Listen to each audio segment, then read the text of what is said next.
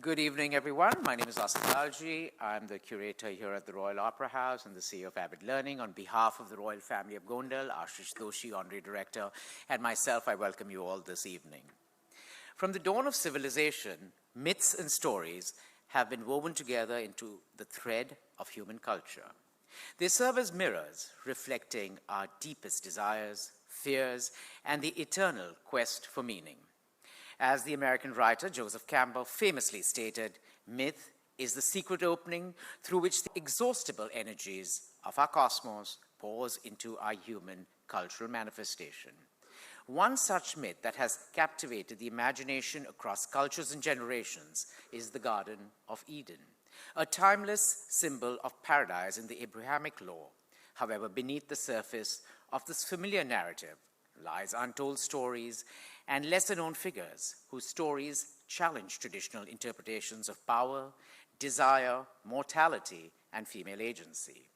Mythology tells us the tale of Lilith, Adam's first wife, who refused to be the subservient to him and left Eden, embarking on a journey that defied societal norms and patriarchal expectations.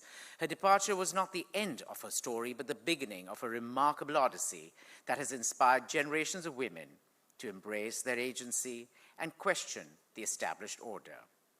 Literature is considered one of the most important and robust verticals of our curatorial focus at Avid Learning.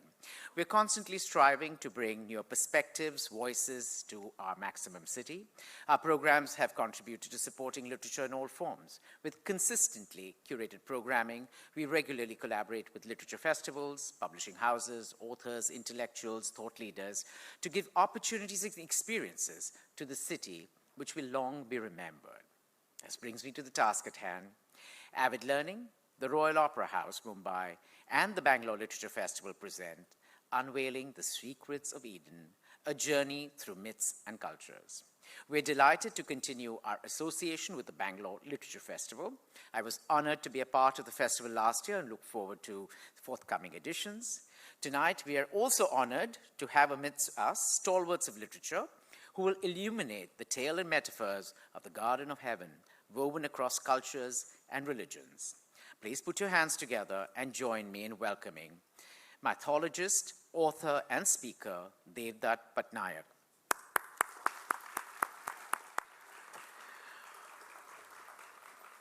Author and festival director, the Bangalore Literature Festival, Shiny Anthony.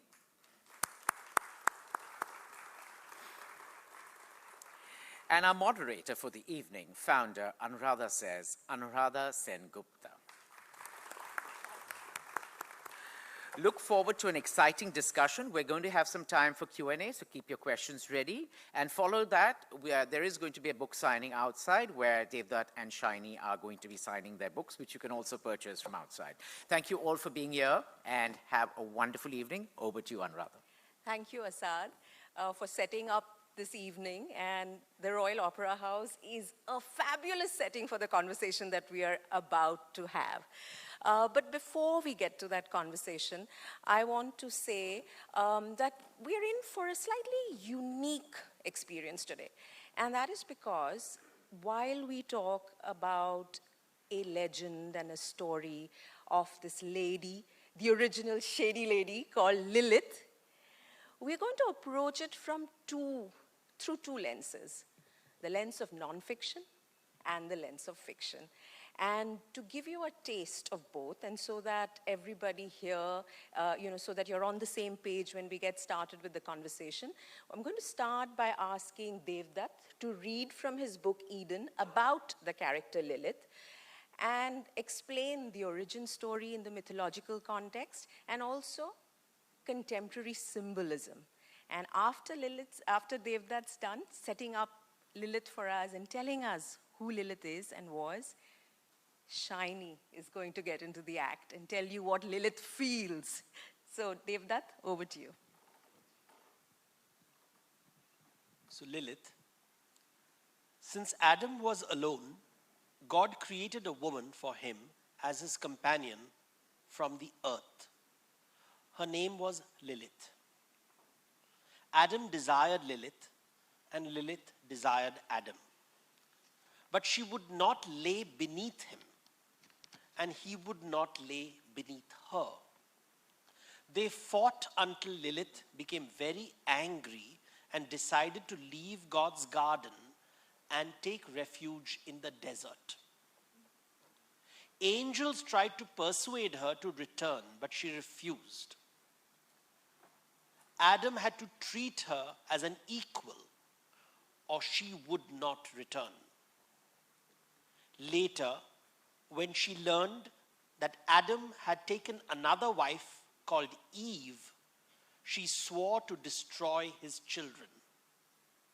Lilith wandered in the darkness and became the mother of demons, who cause miscarriage, stillbirth, and fatal childhood fevers. She also became the mother of demons who fill men with dreams that make them spill seed outside the womb of women.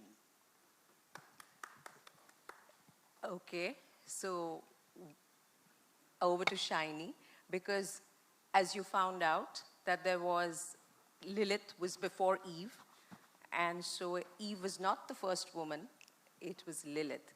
And now, what did Lilith feel? Why did she decide that she had to give up Eden, give up Adam? Shiny. I just want to say that the reason that people guessed about Lilith is in Genesis 1, it says God created man, woman, then created plants, then animals. Whereas in Genesis 2, it says man, plants, animals, and then woman. So then people could guess and see that there was another woman who was created before Eve. And this is the story of that woman, Lilith.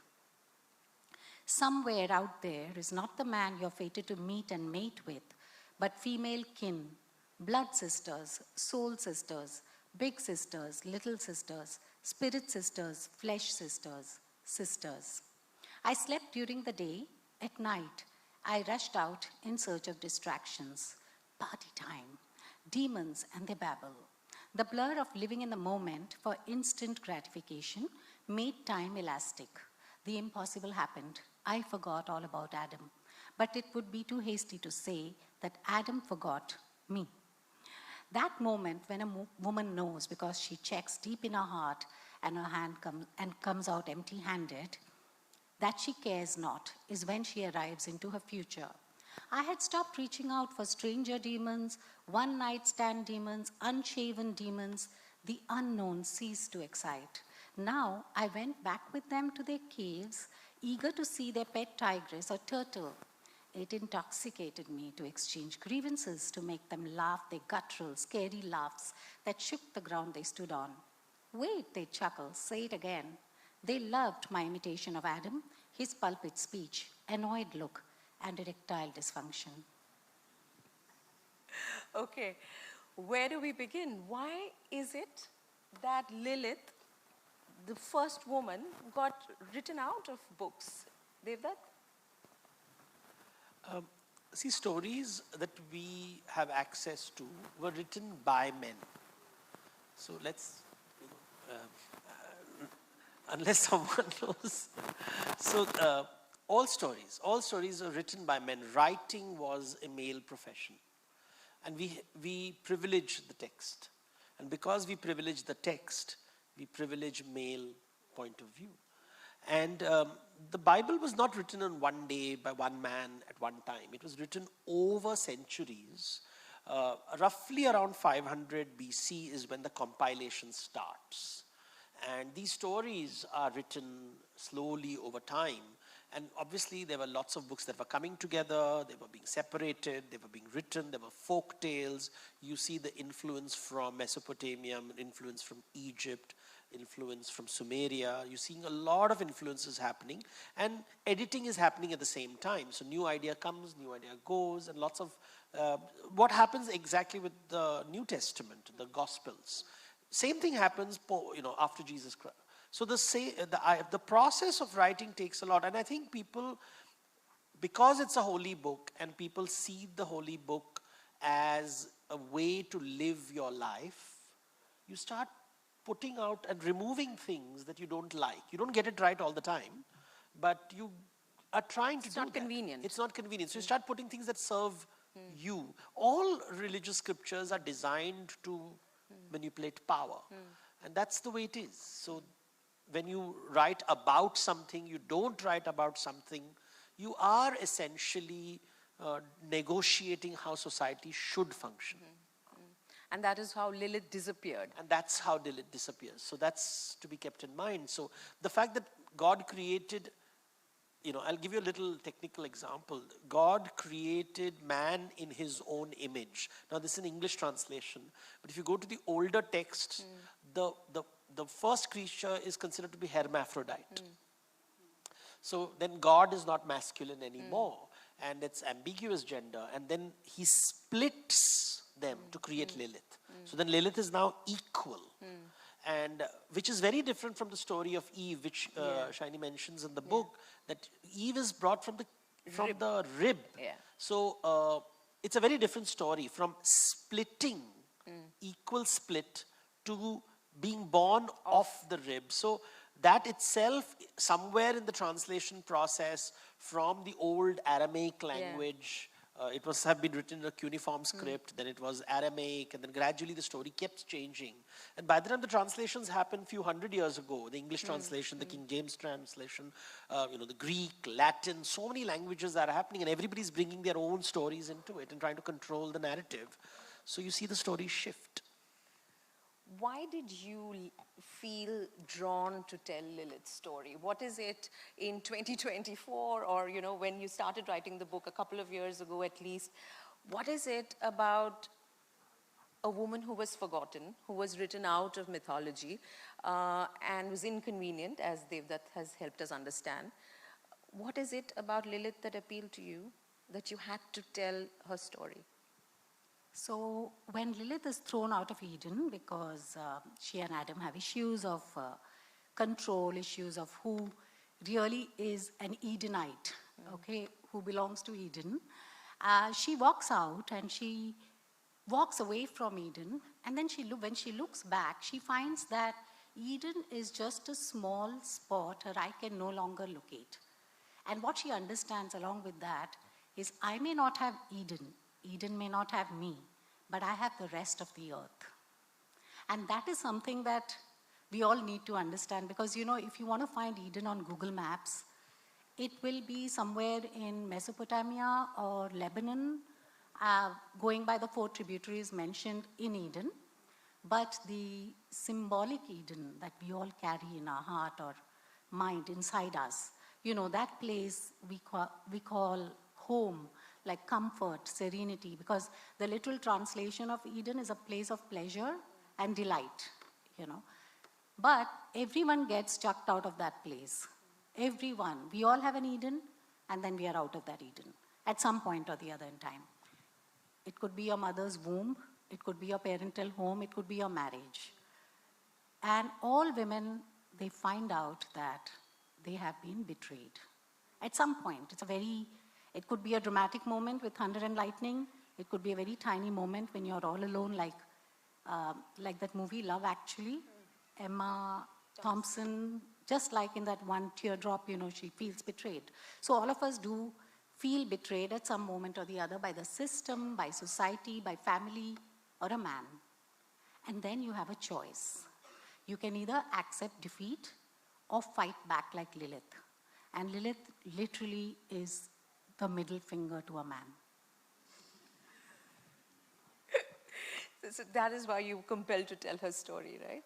No, like Devdutt rightly said, all stories were written by men. So even good women got a cameo. They were extras. So you can think about bad women. Bad women were completely brushed out of the painting. It's only later that some people who were putting this whole story together, some men, some people, they felt like, okay, if there's Eve, if there's right, there is wrong. You want to make the righteous look more righteous by bringing in a negative contrast.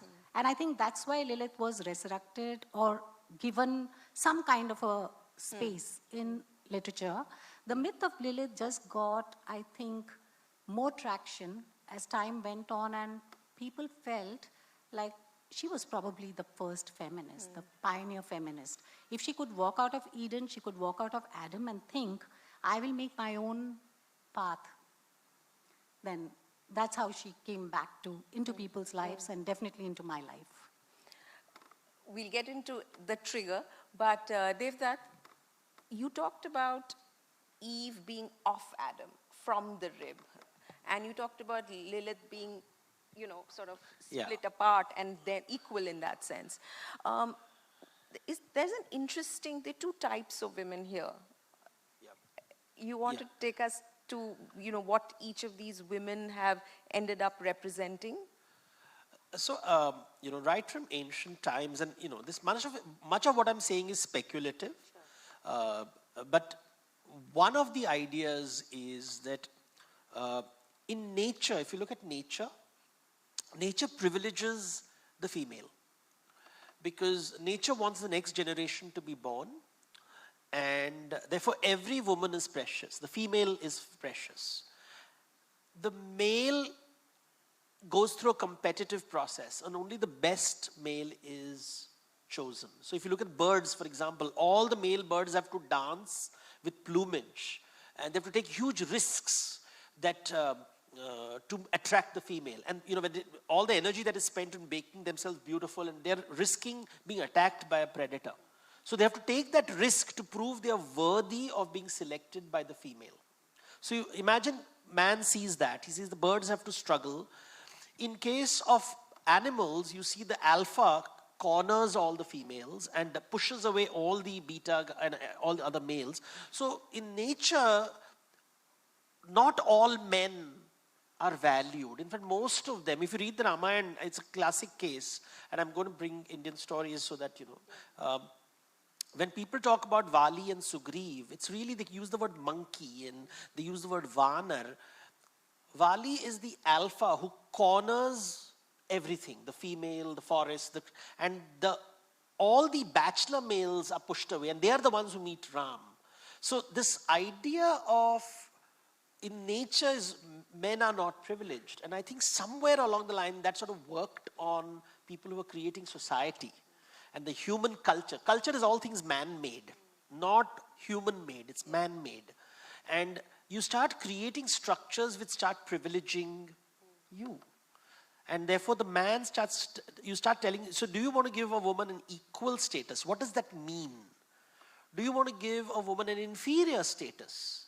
What works for you? And those are conversations that perhaps happened much early in human society.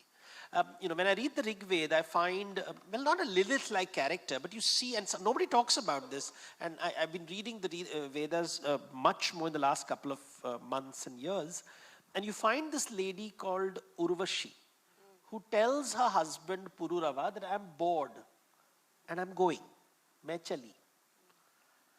And this whole idea of a wife moving away, and in the Rig Veda, the oldest Hindu text, there is this character who says to the husband that I'm leaving. And he says, why are you leaving? I'm bored. He says, you have children, you take care of them. It's very clear, you take care of, why should I take care of the children? And I'm moving away. At the same time, you have Lopamudra who is asking her husband, Agastya, why don't you pay me attention? Why don't you pay me attention? So there is one wife seeking the husband's attention. There's another woman saying, I'm moving away. So I think you find this kind of should I share power and be equal? Or should I be the dominant one, is an expression of human insecurity. And in the male species, it also manifests further because you are competing with other men. And you say, I don't want now a competition with women too. So then let's just create two systems. And I think that's the kind of conversation that appears across cultures. So you have mother goddesses, for example, Mesopotamia, where these stories come from, Middle East, Mesopotamia, and Asia Minor. You had so many goddesses. So what is called Turkey today, what is called Iraq today, what is called Iran today, what is called Lebanon, Syria, Israel, all these places had goddesses. They all have disappeared. They've been wiped out. And we know what the men are up to right now. Right? This is what happens because you do not have a balancing agent. You made it an inferior rather than a complement. instead of making it a complementary power, you made it an inferior power. And this is what a toxic world that we create. And I think that's what has happened to the world. Shiny, Lilith and Eve actually encounter each other in this book. And it's a very interesting relationship that develops. Lilith goes from intense jealousy, envy, anger. She's out to wreak vengeance. Then she's patronizing. And then at some point, she starts liking Eve, because Eve seems sort of not equal. Well, explain that journey that your Lilith undergoes in this book. So there is a short story in 19th century, actually around 19th century, I think Lilith was rediscovered and started being like a symbol of freedom and female emancipation. So there is a Jewish magazine, a feminist magazine called Lilith. Yeah. And there is also a short story by Judith, I forget the second name, but it's called Lilith. And in that, Lilith climbs the walls of Eden and she finds Eve. And at first, she's not very, very friendly, but then they become friends, and then she helps Eve scale the walls and escape along with her in the end. In that short story. In that short story. So which means that in the popular female imagination, there was something like, let's just dump Adam. Doesn't matter if I'm Lilith or Eve. Adam just deserves to live and die alone. So they were quite okay with that. So in my book also, in my fiction take on this myth, there is a time when Lilith and Eve meet, and like she said, Lilith is very patronizing because she thinks, to be a wife, to be married to a man is the lowest a woman can go, because then she's not her own boss. But, in Kerala they say co-wife. I don't know, co-wife is like your wife's, your brother's wife or something. I mean, anyway, co-wife, okay? So she goes there, and she goes there with all that jealousy and anger and scorn and superiority complex, because you are living with a man I dumped, But as she watches Eve and she realizes that Eve is very, very different from her, I think that is what modern feminism is all about, is that every woman can have her space. I mean, just because I want to move into a house that does not have a kitchen. I mean, I don't know why all houses come built with a kitchen, but there are women who absolutely love cooking and, everything that Eve stands for. So I think at some point, Lilith feels very bad about the kind of horrible stuff that she's going to do to Eve. There is a moment of guilt, but then she looks at Eve again and she feels she deserves to be bamboozled. It's a fascinating book. And Devnath, when I read Shiny's book, I must say that it was just such a happy coincidence. And look at where we are 2 months after I read the book and I recommended it, because I could not put it down. And it's so interesting why we pick up books. I didn't know about Lilith or the legend or the mythological figure. I looked at it and I must say that this cover design is something that was very attractive. And then Abraham Varghese says, Shiny's Lilith is palpable, beguiling, shocking, and a little scary. The moment I read those two words, a little scary, I said, I must know about this woman. Who is this woman who is a little scary?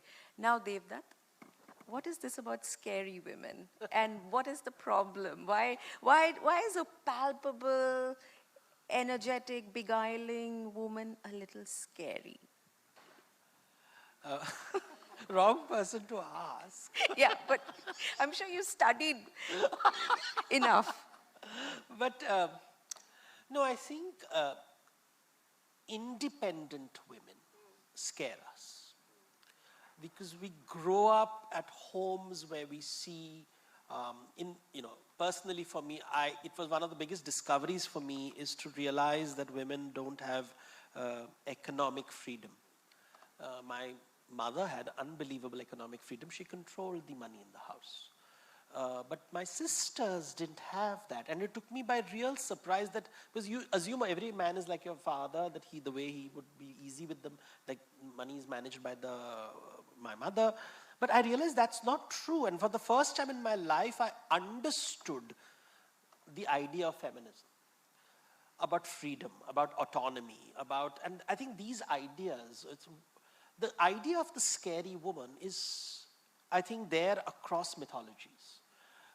The one who demands things, who demands something. And so you have, for example, I remember someone saying that in mythology, and in mythology people keep saying, who are the scariest women? I'm like, imagine an apsara who comes and seduces you, and after seducing you, produces a baby and leaves the baby on the forest floor and walks away. Because that's the story of the Apsara. So I remember someone saying to me that Devda, there are no independent women in mythology. And I'm like, what is an Apsara? She came, she had fun, and she walked away. And there was some product of that union, she just drops it and goes away. She doesn't care what happens. And Shakuntala's story is a classic example, where Shakuntala drops the baby, and that the Shakun birds come to eat it. And then Kanva, a man, comes and saves the child. So it's a very strange story where the woman abandons the child and the man takes care of the child. Men who show feminine instincts are scary men. Women who show what we consider to be masculine are scary women. So I think if you don't conform to a type that is familiar, you feel scared. And I think Indian mythology talks about it, and global mythology talks about it. But everywhere you have this idea of the one who you can make sense of and who you cannot make sense of. The mysterious one. If you travel to Madhya Pradesh, you travel to Odisha, there are these 64 yogini temples. These temples are unique temples. They're circular, first of all. They don't have a direction. They're circular. And they don't have a roof. And you have women's images on the inside, and they're all very strange women. They have animal heads, they're dancing on animals, they're eating flesh, they're dancing. Somebody has a parrot in the hand, somebody has a snake in her hand, somebody's making music. They're all these wild women, and they're called yoginis. And the reason you don't have a roof is because you don't lock them up. They're worshipped. But we also have the Sumangali, the one who wears the Mangal Sutra, the other woman who's considered to be the auspicious wife. So I think there is always this lurking idea that the housewife, or the one who is within the home, her freedom has somehow been taken away. There is this kind of a sense of it. Like you have this, when you go to a goddess temple in India, they give her, if you go to North India, they'll give a chunari, which is a veil, so cover yourself.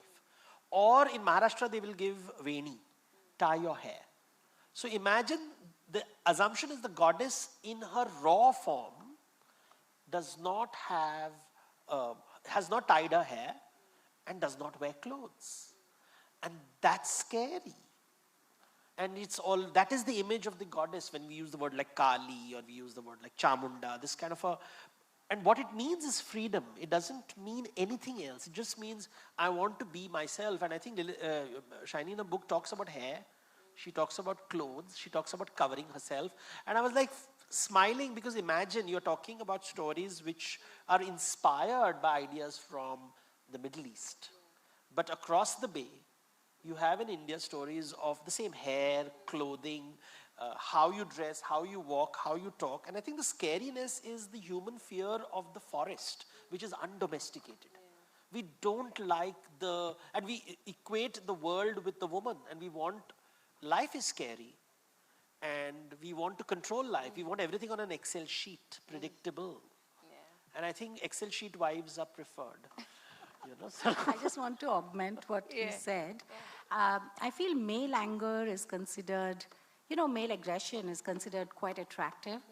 And women are told, obviously never lose your temper, never even crack a joke. And even when you laugh, please be silent about it. Yeah, cover your mouth. Yeah, cover your mouth, don't show your teeth. and don't make a noise, you know.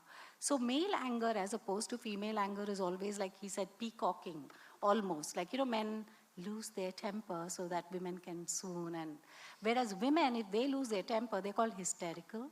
It's that time of the month. Don't go near her, you know. She's mad. So female anger has never been attractive or socially sold as, you know, nobody brings you a proposal saying, you know, you must meet this girl. She's so short-tempered. She's so angry all the time, you know. Nobody brings you that. But if a guy is angry, they'll just say, you know, he's very opinionated. He really knows what he wants. He is aggressive, but oh my God, look at his paycheck. So this whole feminized, you know, the female anger and the male anger. Whereas with Lilith, what you realize is that if you spend your anger wisely, if you spend it at the right moment, an angry woman who's articulate is a work of art.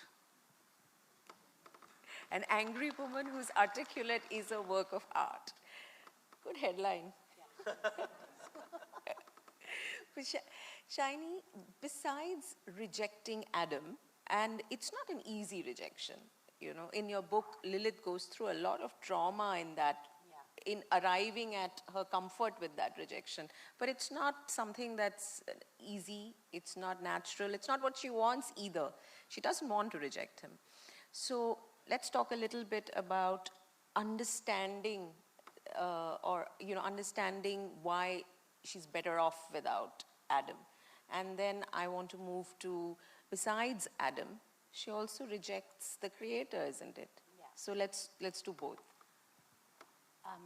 So why did she reject Adam? No, that process of being comfortable with her rejection of Adam. I think from Anuradha, wanting him. Yeah. I think like for all women, falling for the wrong man, firstly, it's a religion. Everybody falls for the wrong man. And then for everyone, it's an education. And it's almost like an inoculation. And this is actually across genders. You fall for the most horribly wrong person, and then that will never again happen in your life. You'll be so sensible about falling in love, at least I hope, after that. So with Lilith, Adam is the very first man she met. And though they were created equally, as Devdutt said in the Old Testament, it's like, you know, God created a being and split them, and they were man and woman, we presume. The woman is Lilith. But the thing is that for Lilith, she always felt like she came second. She came second to man because he was built bigger than her. His feet were bigger than hers. His heart was bigger than hers, which means because her heart is smaller, and Devdutt may be able to contradict me because he is a doctor, I just found out. So, you know, her heart has to beat that much faster to make the blood circulate compared to a man. So she is immediately, as soon as she's created by God, you know, he does Chumantar, he's there, Adam, Chumantar, woman is there, Lilith is there. But she realizes that I look different from him, and in every way, in speed, in many ways, I am second. And she doesn't want to believe second means secondary. I'm not secondary. I'm only second. So she, like, again, he used the word complement. So men and women come with inherent differences, and unless they join hands and they consider it like a partnership, it's not going to work. And really, to be very, very gross and vulgar, all Lilith wanted was to be on top. Okay? The missionary position, but where she can look down on him. And Adam thought that was very wrong. And that's one of the reasons that she leaves Adam. The other reason she's actually physically thrown out of Eden is because she takes the God's name. And God had given her that name. You know, almost like police gives us this SOS number. If something happens, call.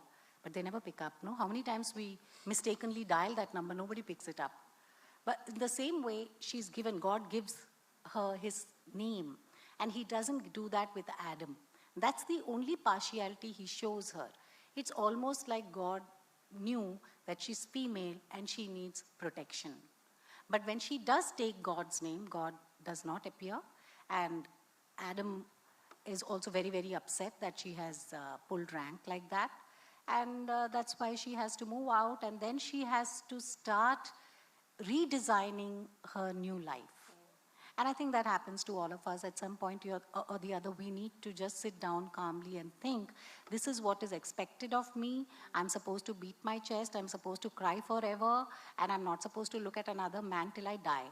But guess what? One day you wake up and you do exactly that. And that's what Lilith did. But this rejection of the Creator, rejection of God, how much of a transgression is it? And this not following rules. I mean, Asad, when he introduced the evening today, he talked about Eden. I've run away into Lilith because I'm fascinated by her, as you can see. But Eden and what Lilith loses because she chooses not to conform to the rules laid down in Eden, isn't it? Let's talk a little bit about transgression. Yeah. So, see, this is what I call Middle Eastern mythology. And one must clarify that. The important is because where did these stories come from? These stories came, the word paradise really comes from Persia. And in Persia, and remember these are dry lands, they're very dry. An oasis is what you look for. You're always looking for the oasis where water comes. And a paradise is really like some of the houses you see in Spain. These are these courtyard houses which from outside don't look significant. But when you walk in, there is a fountain, and there are plants all around, and there is fragrant flowers, and the succulent fruit, and it's beautiful, and you can imagine this kind of space. So imagine a desert, you're traveling through the desert, which is very dry, and nothing anywhere. It's hot, and it's dry, and it's horrible like Bombay right now, and then you enter Opera House, which is air-conditioned. So something like that, and that's how paradise is imagined. So what we call the Char Bagh, which came with Babur to India, is really the origins of paradise. Because Char Bagh is, you don't find right angles in nature. Nature doesn't have right angles. So the idea of a space in which you create this beautiful, all the best plants, the best fruits, animals, birds, and there you have, and this is what is called Jannat in Islamic mythology. So this whole idea of Jannat, this perfect garden where everything is okay, and all is in order, and everything is organized, is Eden. Now, then you lose it. And you lose it if you don't follow the rules. And I don't know if many of you all know that around the world, there are many people who believe the key performance indicator of love is obedience. Agar tum mujhse pyar karte ho, to mera baat mano. Every mother says that, every father says that. Obedience is the key performance indicator of love. And most rich kids know that, because if they are not obedient, they will lose the fortunes of the father. Inheritance se nikale denge. And to be removed from inheritance is like being thrown out of Eden. So that's why you see a lot of obedient rich kids. So I always say, and that is Eden. So if you want to understand Eden, it is this place where you need to be obedient if you want Papa's money. And that's Eden. And we have to remember. And so transgression is when you say, no, I don't want that. I want something outside it. So it's a Buddha saying, today's Buddha Purnima. So Buddha is exasperated by the life that has been imposed upon him. And is he a Lilith? Because think about it. He walks away from everything. Family, inheritance, wife, child. He says, I don't want this life. And he walks away. Seeing from the wife's point of view, it's very sad. It's a sad story.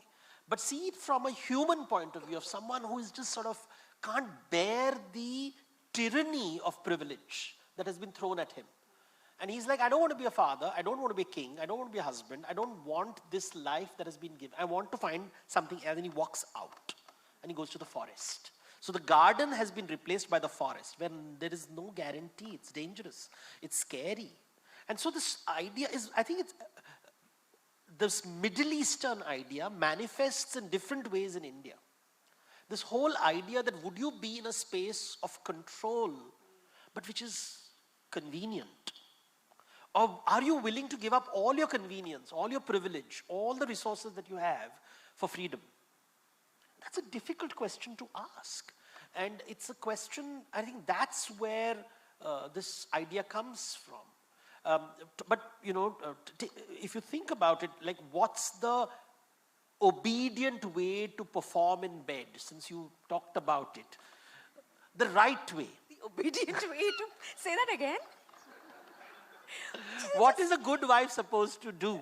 No, what is the obedient way to perform in bed? Yeah, follow the rules. There is a manual given to you. Good wife is supposed to grin and think of other men. No, it will be that ghunga to nikalo and all that kind of things. And I remember these things about when you read Indian literature, they always talk about the woman on top. All sacred literature. All sacred literature in India, the woman is always on top. Of course, today we can't talk about those sacred literature.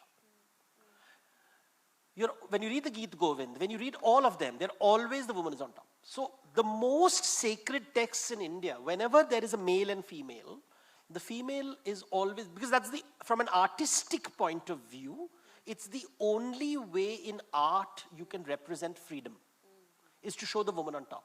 Therefore, Kali is always shown stepping on top of Shiva. Right? That's the only artistic technology that you have. It's called Viparitarati. Remember, the word's called a reversal. It's not considered normal. It's considered reversal.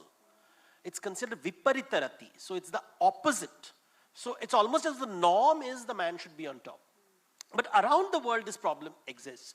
Because one of the oldest mythologies in the world talks about the creation happens when the earth and the sky separate. The earth and the sky are making love and they're tied together, and the child is conceived, and the child leaves the mother's womb and separates the sky and the earth. So the sky is always considered sky father and earth mother. But in ancient Egypt, when you read ancient Egyptian mythology, the mother is always on top. And that's the Milky Way on top, the stars. Now I don't want your imagination to go wild, but just think of why the stars exist when the man is below. So you can imagine whatever you want to imagine, but mythology is full of these stories that we have to be careful when we're writing books for children. But they're about primal issues. And they are also talking, so you have this contest of what, across the world you find these stories being told, which are talking about control, liberation. Not all of them are gender insensitive. There are stories of who is on top, who is on bottom, what is right, what is wrong. Ancient Egyptians had a different way of saying the story. The goddess Isis sits on top of Osiris to produce a son, Horus. Right? But Egypt was a highly patriarchal society. Highly patriarchal. Even the queen Hatshepsut had to wear a beard to be, she's considered a woman who became king, and she had to pretend to be a man. But the stories of Egypt, perhaps an older stories, which talk about the goddess being the sky. It's the only culture where the goddess is the sky. In Polynesia, you have the story. In Polynesia, the story goes that when the earth goddess figures out that her father is also her husband, because see, if you are talking about Adam producing Eve, then it's called paternalistic. Yeah, so it's a mythological problem. In the beginning, if there was one, and from one comes two, what is the relationship between the second and the first? And that's a problem you find in all mythologies. And imagine a child asking, "Mummy, Eve to Adam ki beti thi." Now what do you answer? Then you say, "Shut up." Because that's the best answer in mythology. Just keep quiet. But that's the kind of questions that mythology, because mythology is primal. Mythology takes you to a very primal source. It asks awkward questions. Who is on top, who is on the bottom? What is control? Who controls? Who makes the rules? And therefore mythology makes you cringe. A story of Lilith will make you cringe. It will ask you very primal questions. Eve's story will make you ask primal questions. And the thing is, nobody's asking Adam what he wants. Poor guy. Like, वो तो villain ही बना दिया उसको, oppressor. Like, maybe he's like, मुझे कोई तो छोड़ो. Actually, इसने villain भी नहीं बना दिया, उसको कहीं का नहीं रखा. I'm not Adam's PRO. I don't have to market him to anyone. I just felt like Lilith really spoke to me. Yeah. In Eden Abandoned, at some point, your Lilith is quite happy with the fact that she's not in Eden, isn't it? She sort of looks at Eden and finds that it's all very beautiful and peaceful, but it's not for her. Why is that? I think it happens with all of us because we aspire to something, or we think बस मुझे ये वाली car मिल जाए, या ये वाली address मिल जाए, या ये वाली job मिल जाए, ये वाली promotion मिल जाए. That's it. You know, I'm going to be super happy after that. But I think what we realize is the closer we get to whatever ambition or goal that we want, that doesn't really make us happy. And I think when Lilith was living with Adam, she was bending over backwards to make him happy. She was, you know, whole day she would think up of anecdotes with little punchlines that when he came tired, she would regale him with, or cook up a good hot meal for him, or, you know, Lilith kept herself busy, and Adam was at the center of her universe. And that's a huge earthquake in anybody's life when they put themselves at the center of their own life.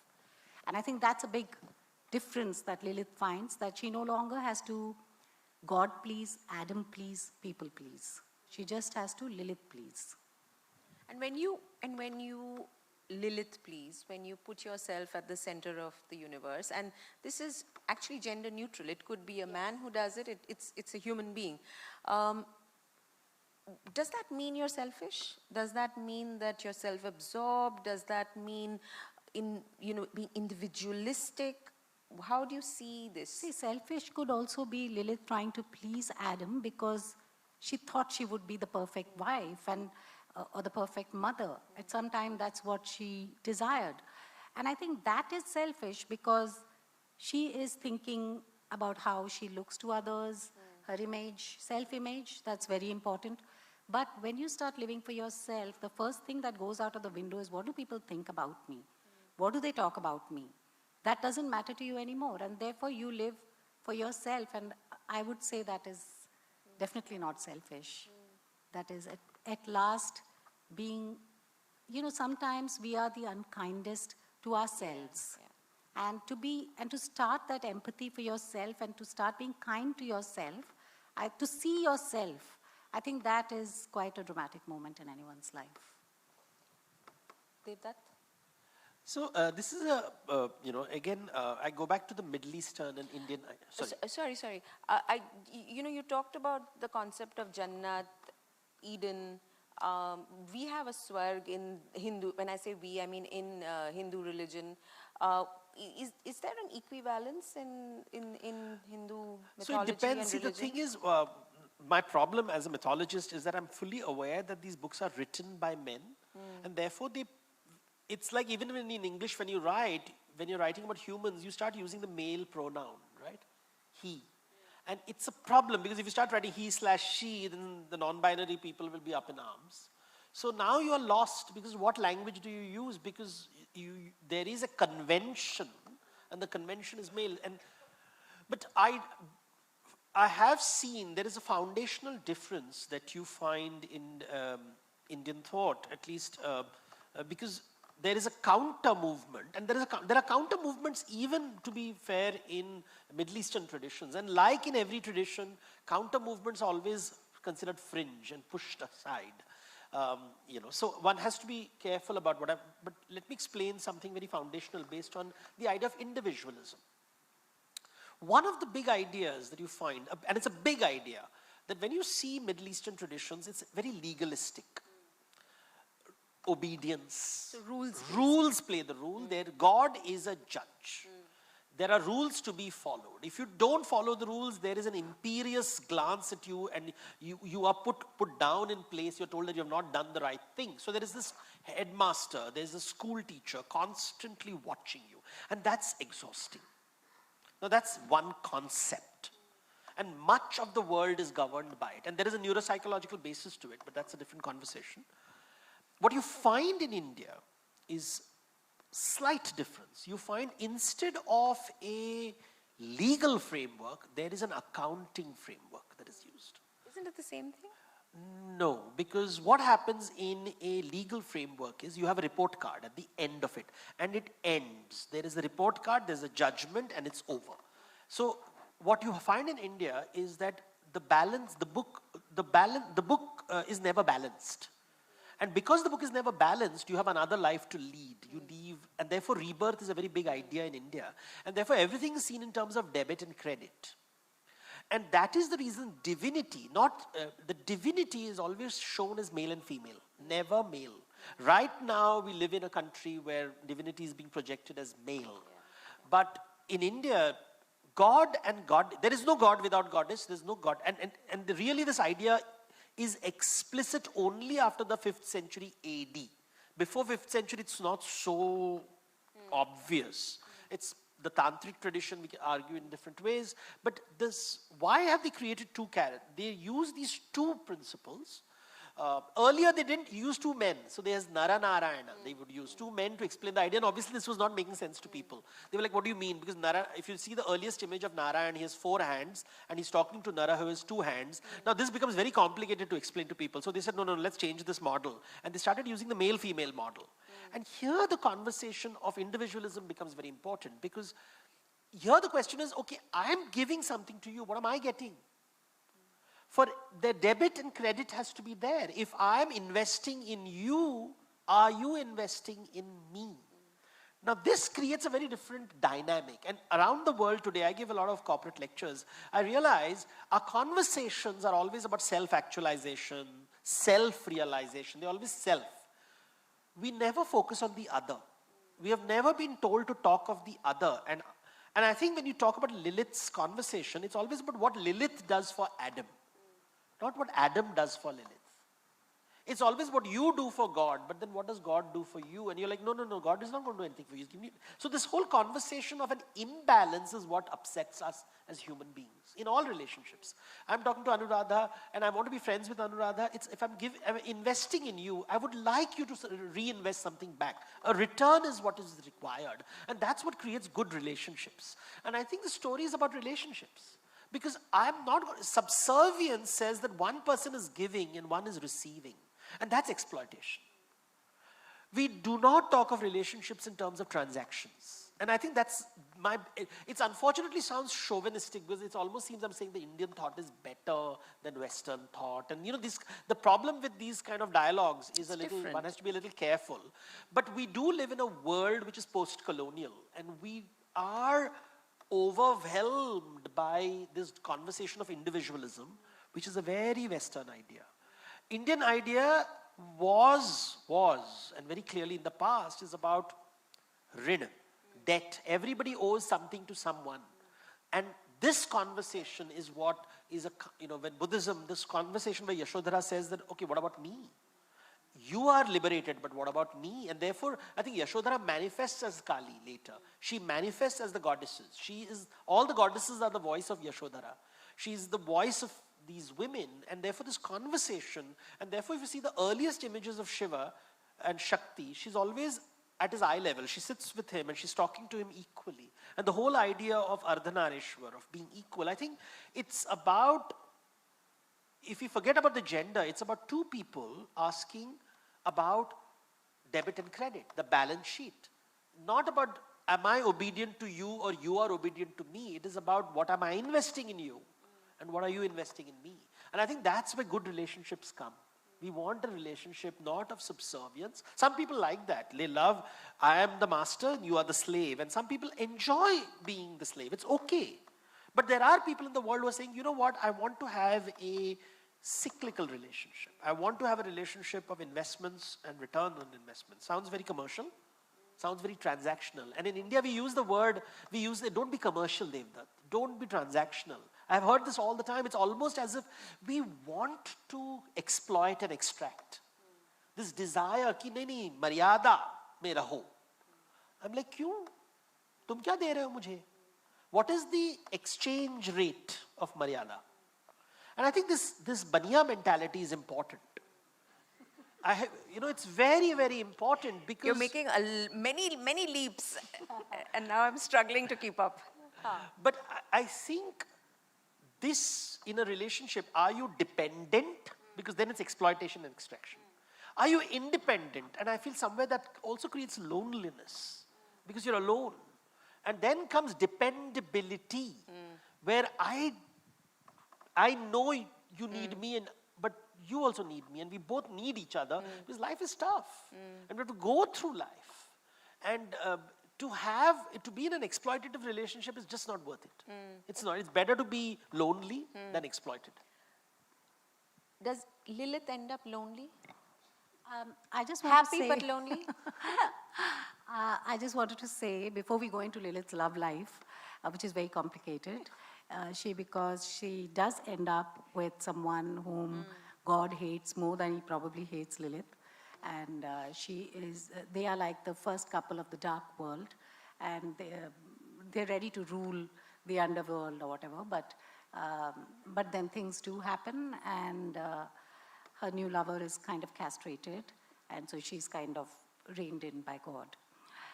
No, I just wanted to say that one of the reasons that Lilith is misunderstood as being selfish is that she is the patron demoness of SIDS, sudden infant death syndrome, along with many other things. She oversees many things, but she also oversees this. And what I wrote in my book is that that was actually her ultimate act of kindness to women, because she felt not all women want to be mothers, not all women,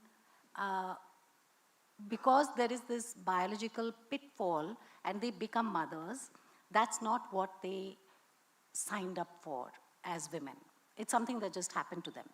So to prevent that, and because she felt like being single is a superpower and being childless is a superpower, this was her way of extending a sisterly hand to women so that they would be single and they could leave undesirable spouses or partners and strike out on their own and explore whatever talent or gift they had. So it was not, it may seem from the outside like a selfish act, but it was actually an act of a lot of kindness. Should we open for a few questions? Before we go there, Yeah. I wanted to tell, all this is very gloomy and dark a bit, but I wanted to tell one Middle Eastern story that is very exciting, because we always talk about, one of the stories which I found very interesting, which never made it to the Bible, and I wish it never, is about this goddess called Ishtar. And she falls in love with this beautiful man called Dumuzi. And he's the most handsome man in the world. And her sister gets very upset, because she likes him too, but unfortunately she's the god of the nether regions. She's the goddess of the dead. Ishtar is the goddess of the living, and Ereshkigal is the goddess of the dead. And so she says, I want this beautiful man. And she takes him down. And obviously when he goes down, spring gives way to winter. And everything is bad on earth. And It's a Persepolis story, it's Ulta, the Ulta story. So when in Greek's mythology was written by men, and they made it about a fight but it's the mother fighting for her daughter to come back. Here it is about two women fighting, and it's a god, and it's this whole idea that there were stories at one time where the change of seasons was seen as the desire of women. So when Ishtar weeps, it is winter. And when she's happy, Dumuzi comes back, the shepherd comes back, it's spring and summer. So the whole nature was seen, and Ishtar in a way is linked to the Easter. And in one of the, is that Easter, that springtime, is when her lover comes back and when bunnies are all around. So you can see all the kind of meanings that you want to, see, mythology is interesting. That's why I like mythology. So. Okay, shall we do some questions? Hello, my name is Jivika. My question is that when I see the concept of Ras Leela, where the Krishna is man and he is considered as the center of energy, and women are attracted to him due to his intellectuality and maybe sexually as well. What are your views on this constructed energy transaction or share? Ras Leela, boss. Over to you. You see, the idea of women forming the circle and the man in the center is not just a Ras Leela concept. You find this, as I said, the yogini idea, where the yoginis are in a circle and the Bhairava is in the center, is a common construct. Now, these are metaphors. You can read it in any way you like. The problem with metaphors is that you can read anything you want into the metaphor, right? So I can make it as patriarchal as I want and as feminist as I want. That's the wonderful thing about art, because you can look at art and look at it. What it's saying is there are complementary forces and that something needs to centralize you. So for example, in the Rasalila story, all the women want to feel desired and wanted by Krishna, and therefore he has to multiply himself so that each one feels that they are being looked at 100% and they're not getting just a percentage of his attention, which means he has to multiply himself to do that. And then the other story is when the women start competing with each other for his attention, he disappears and chaos reigns. Now, how do you read this? Remove the gender out of it, and then you look at any relationship. You have to work with 3 children, and every child is then part of the periphery, and you are in the center. So the same Rasalila story can be used for parent-child relationships. I can use it in the corporate world to explain manager and, the manager and the people. And we can use this from in the political space by talking about the leader and the citizens of India. So every relationship, where there's a one-to-many relationship, is how you look at Rasalila. There is no one meaning to it. Never give, I'm very careful not to give, it's not a sign. When you give one meaning, it's a sign, like a road sign. You cannot have a symbol on the road because it'll confuse everybody. You want a single. The wonderful thing about these concepts like Rasalila, which is, by the way, less than 800 years old. It's not like a very ancient symbol. It's only an 800-year-old symbol. Is that it provokes you and asks you about how do you see the periphery? How do you see the other? How does the center look at the periphery? And I think you should ask yourself that, because you are in the center of your life and your world, and everybody around you is a gopika. Do you give them attention?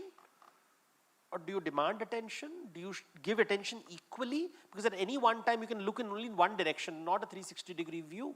And therefore there's always someone who's feeling neglected. So that's how you see the Rasalila if you really want to enjoy it. Yeah? Devdutt, you talked about paradise, kind of described paradise or traced the concept of paradise. You gave the Persian idea of how it's very well ordered, the courtyard where birds and foliage and et cetera, are happening, very ordered, very systematic, therefore paradise. In the Persian paradigm. Then you talk about Buddha leaving his family and walking into the forest. For him, that's a paradise. Now, forest is a chaotic place full of unknowns. So how do you put these two concepts of paradise as a binary? I think you misunderstood. I said the palace is the paradise. This wonderful He leaves paradise. He leaves paradise and goes into the forest. That's why I said Lilith. There is something about the yearning for freedom. That's what I meant. All right. I still go with it. He's yearning for freedom. He leaves the prison of that palace and he goes onto the forest where he gets freedom. So is that paradise for him? Paradise is whatever makes you happy, where you feel safe.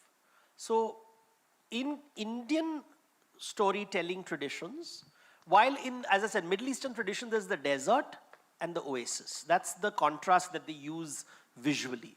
So there's a oasis which gives you everything that you want, but there's the desert which is scary, but which is all about freedom and there's no direction. You can go in any way. And it's this dark place which is associated with the demons and devil and everything. So it's this very interesting. In India, because we have a more lush foliage, there's the idea of the regulated space, Sanskriti, is always considered to be the field. And the forest is this magical space, Vana, where it's scary. But that's why in Ramayana and Mahabharata, the heroes are always sent to the forest. So Ram goes to the forest. That's a scary place. Krishna, the Pandavas go to the forest. And it is in the forest that wisdom comes. Wisdom is always in the forest. Wisdom is never in the garden. That's a very important theme in India. So Buddha goes to the forest, the Tirthankars go to the forest, the Pandavas go to the forest, Ram and Sita go to the forest. It is only in the forest that wisdom exists. And that's a very important Indian idea. That forest is celebrated, but you say that you have to come back. While Buddhist story ends in the forest, Indian stories, the Hindu stories will always come back. So there's a circularity. So Ram comes back to the palace. Pandavas come back to the palace. In Middle Eastern stories, the cyclical nature is not there. And going out is going into the realm of evil. So it's a very binary, that's the conflict between Indian thought and this. So the binary is the desert is a bad place. There is no negotiation with the desert. There is this, therefore the demon, the serpent, everything is outside.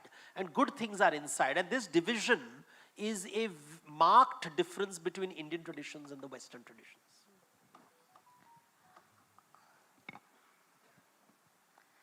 Shiny, I would like to hear your feedback about two iconic writers of the 20th century, which is Simone de Beauvoir and Virginia Woolf. So they are actually manifestations of Lilith, in the sense Simone de Beauvoir said, in the second sex, one is not born a woman, one becomes one. Or Virginia Woolf, especially, her essay, A Room of One's Own. So how could you just elaborate a little bit on that from what you shared about Lilith right now? I don't know if I can do justice to it, but I do feel that both the women writers you mentioned, they also went through a very devoted and extremely passionate feeling for their partner. And maybe they had their moments of doubt, which resulted in some kind of tragedy perhaps, which also resulted in the literary output that they could give, what we are left with today, but that also gave them their moments of insecurity, of doubt. And one of them could perhaps conquer it, one of them could not. But I do feel that in Lilith's case, she shunned everything and she came out, and therefore she could conquer herself first. And then she could relate to the world. Hi, good evening. What I want to know is, how do the stories end for both these women, Eve and Lilith? What happens?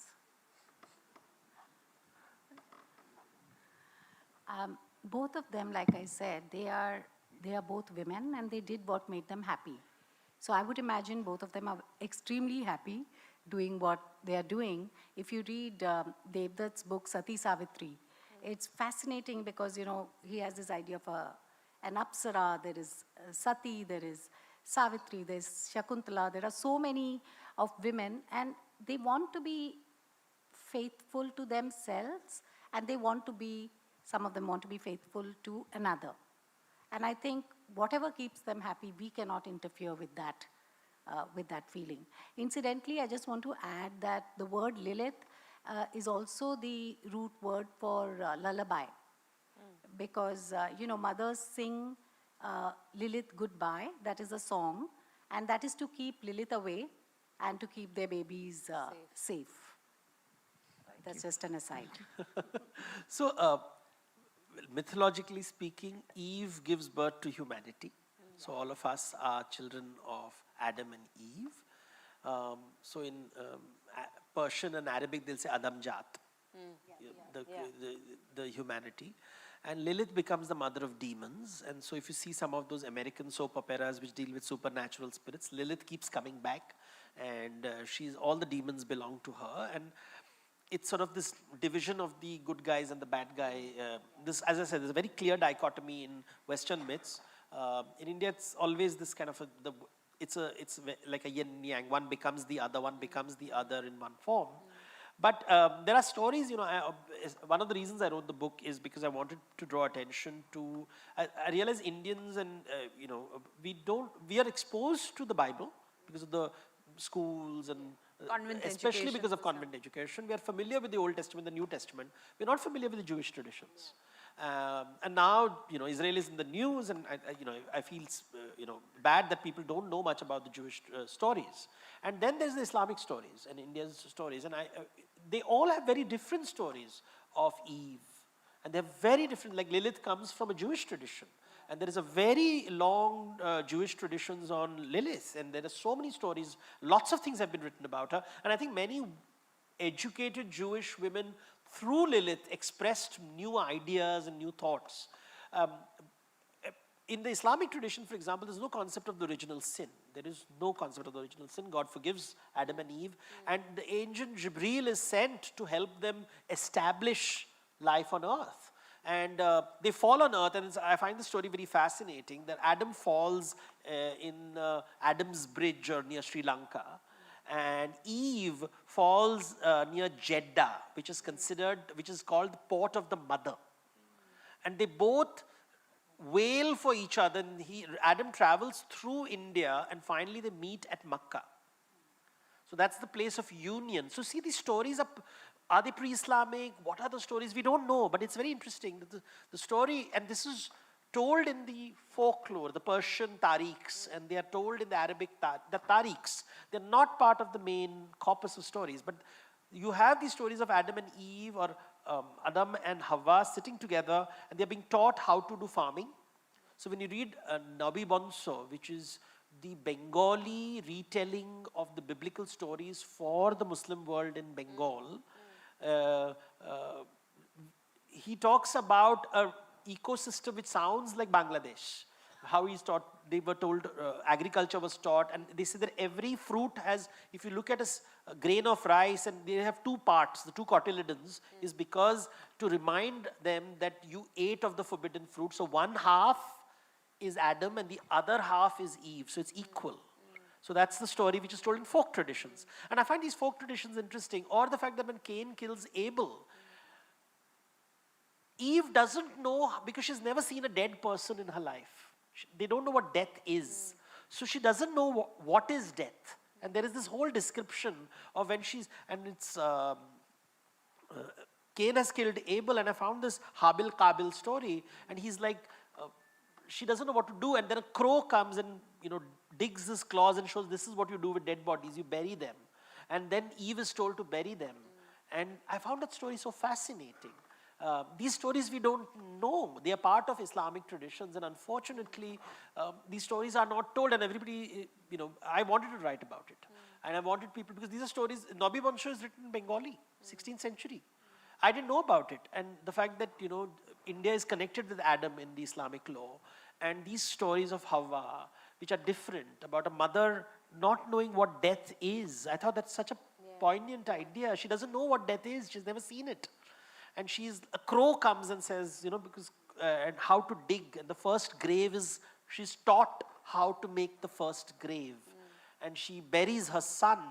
And I think these are very, emotional and very Persian. You can think of, an Iranian movie maker making this story with a, violin and something like that. Very operatic. And talking about interpreting writing in different forms, Shiny's Eden Abandoned, when you read it, you'll start casting it in your head, because when I read it, I kept thinking that it could be performed. A solo performance in this woman at the Royal Opera House. We can cast it today. and Asad, we can get you to put that together for us, because really the way she's written Eden Abandoned, it's like you're inside a woman's heart and her mind and her imagination and her expectations, and you're actually living her. So so I really recommend that you read it and that you get the context and this, how that gives us the relevance and the complexities, and how the world in a way is united in some of these universal, universal truths, right? All mythologies emerge from human insecurity. And there is no human being on earth who is not insecure. And a culture is insecure, and culture's insecurity manifests in stories. It's not male insecurity, female insecurity. All insecurity manifests through storytelling. Some stories then become culturally established, and we call them holy books. Some of these stories sort of get privileged, they sort of float above, and they've sort of become, a culture sees these stories we prefer. And sort of over time, these stories, it's not like one group of people coming together. It's some stories gain popularity, and it changes over time, what story is preferred. Clearly in the 19th century, when the stories of Lilith become popular, the world is going through industrialization. The world is changing. The agricultural revolution is over. Industrialization has come in. now people are questioning notions of what is biology, what is gender, and these are the ideas which are now emerging. People are saying, what does it mean? What does biology decide my destiny? And therefore stories are emerging. And if intelligence is artificial. Is artificial. So these kind of questions are emerging because we are responding to the world around us. And our you made this comment about pain and giving rise to, it's a famous line from Valmiki, shok se shlok nikalta hai. From pain comes poetry. And I think this is pain, poetry coming together in the form of Lilith and poor Adam, who has a Steve somewhere.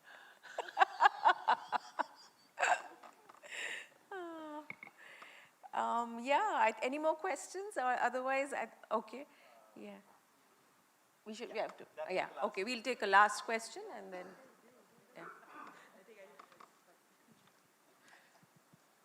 Hello.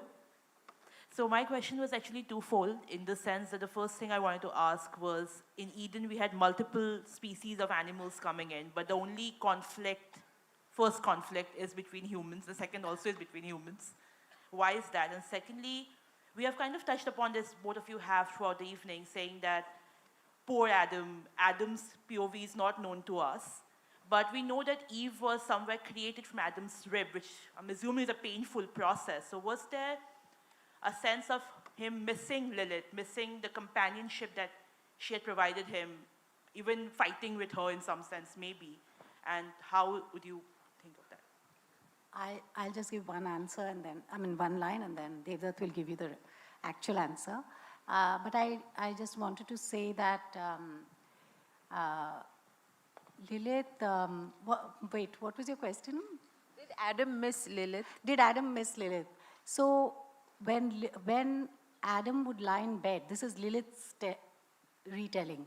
It's a retelling of Lilith's point of view. So from Lilith's point of view, when Adam, like maybe any other husband, is in bed with his wife, then he's already created a vacancy for someone that he can project his fantasy on. So even if a man looks at a woman and says she is Sati Savitri, or she is a sinner, this whole saint or sinner thing, he may live with the saint, but he may always covet the sinner. So Lilith always feels wanted by Adam, and she knows that he cannot love her or he cannot voice his love for her because in her mind, he cannot love himself. And a person who has not looked after himself cannot look after another person. He needs looking after. And she feels that's Eve's department. I cannot baby him anymore. So I'll answer the other part of the question, why only human conflict available? So again, Islamic mythology, it's not just that there are two animals involved. There is a serpent and a peacock. And the peacock is the one who lets the serpent inside. And therefore, both the peacock and the serpent are kicked out of Eden. And if you see some of the Iranian paintings, there are Iranian miniature paintings which show Adam and Eve leaving Eden, one on a peacock and the other on a serpent. And these paintings, again, I feel sad that we are not familiar. Nobody talks about this artwork. In fact, unfortunately, when these artworks were shown in many universities abroad, there was a whole backlash saying, why is the human images being shown? And that's where one of the tragic reasons why some of these beautiful stories don't reach us. Yep. Okay, a big round of applause, please, for Devdutt and Shiny. But thank you to our wonderful panel. This was such an interesting conversation. It could have gone on to being a symposium. And rightfully, Shiny, we should have had a performance. I think many of you all were here for our last book event, which was a performance, a reading from the book, which was quite engrossing. But thank you, Shiny, for suggesting this and coming to Mumbai, especially to share your book with us. Thank you to the audiences for being in such great numbers. Shiny and Devdutt will be signing books. Some books are available for purchase right now.